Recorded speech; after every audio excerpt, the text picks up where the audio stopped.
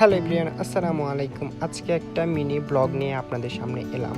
সকাল সকাল ঘুম থেকে উঠে কবুতরের কাজে চলে এলাম। ঘুম থেকে উঠে চলে এলাম কবুতরের সামনের দিকে আমার তেরফালগুলো উঠানোর জন্য। তো উঠেতে গিয়ে দেখি অনেক পিঁপড়া বাসা করে ফেলছে। তো এগুলাকে ফালিয়ে দিয়ে তো আমি তেরফালটাকে উঠিয়ে দিলাম। তো এ হলো আমার বাহিরের লুকটা।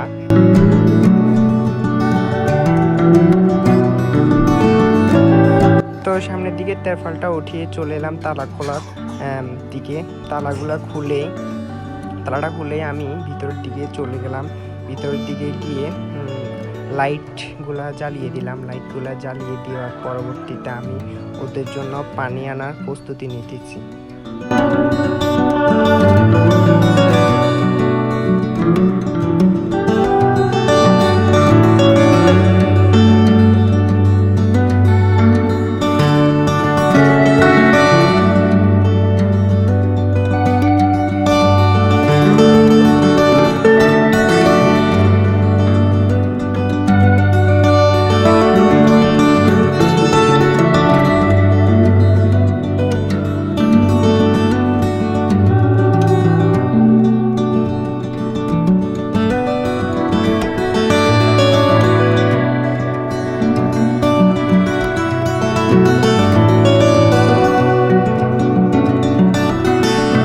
গতকাল রাতের ফানিগুলা ছিল যেগুলা মানে বেঁচে গেল, যেগুলো আমি ওদের খাঁচা থেকে নিয়েছি, ওইগুলা আমি বালতিতে রেখে দিই। রাতে রেখে দেওয়ার পরবর্তীতে সকালবেলা ফানি যখন নিতে আসি তখন ওইগুলা ফেলে দিই। তো আমি ফানি চালিয়ে দিয়ে এখন ভালোভাবে বালতিগুলো ওয়াশ করে নেব। ওয়াশ করে দেওয়ার পরবর্তীতে ভালোভাবে বালতি 8 লিটার থেকে 8.5 লিটার পানি নেব, কারণ আমার খামারে 8.5 লিটার পানি লাগে। তো পানিগুলো নিতেছি।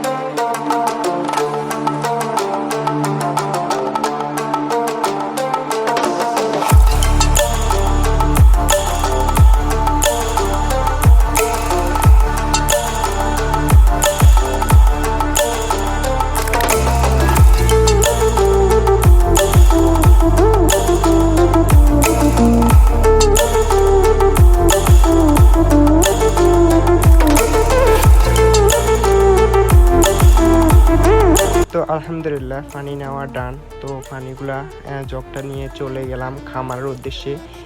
পানিগুলাতে আজকে আমি কিছু ওষুধ দিব।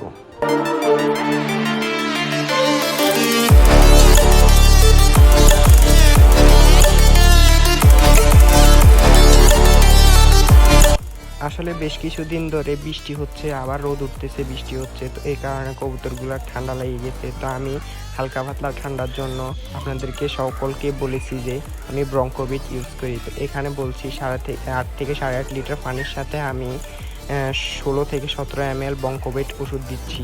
তো এইভাবে যদি চান আপনারাও দিতে পারেন।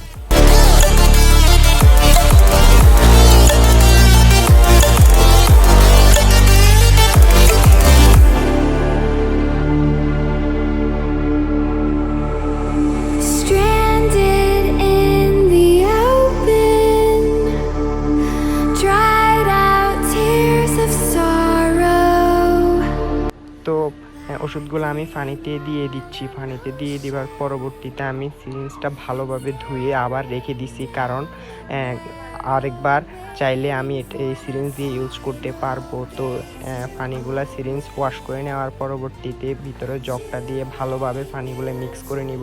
মিক্স করে নেওয়ার পরবর্তীতে আমি কবুতরকে দিয়ে দিব খাওয়ার জন্য।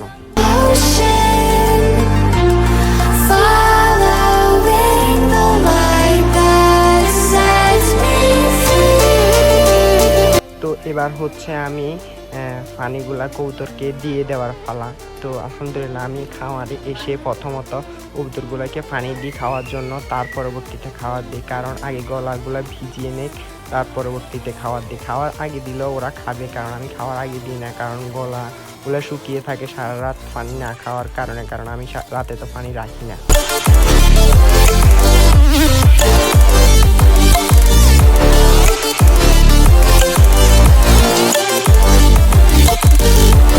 তো খাঁচার সবগুলো কবুতরকে পানি দিয়ে দেওয়ার পরবর্তীতে আমি যে একটা খাঁচার মতো করছি ভিতরে বাচ্চা রাখার জন্য, ওইটাতে আমি এখন পানি দিচ্ছি।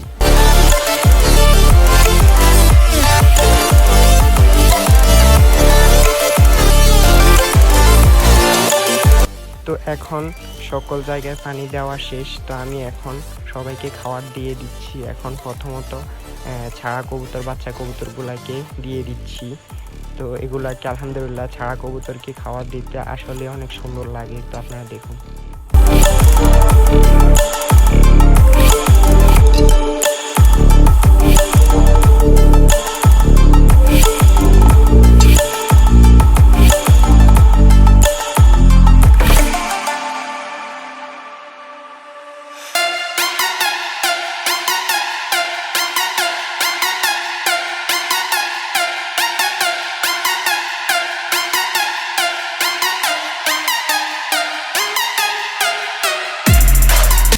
তো ছাড়া কবুতরগুলাকে খাবার দেওয়ার পরবর্তীতে আমি খাঁচার কবুতরগুলাকে খাবার দিয়ে দিচ্ছি, কারণ ওদেরকে বেশি লেট করার জন্য যাবে না, কারণ ওইগুলা হচ্ছে আমার ব্লিডিং পেয়ারগুলা, ওইগুলার ভিতরে ডিম আছে, বাচ্চা আছে।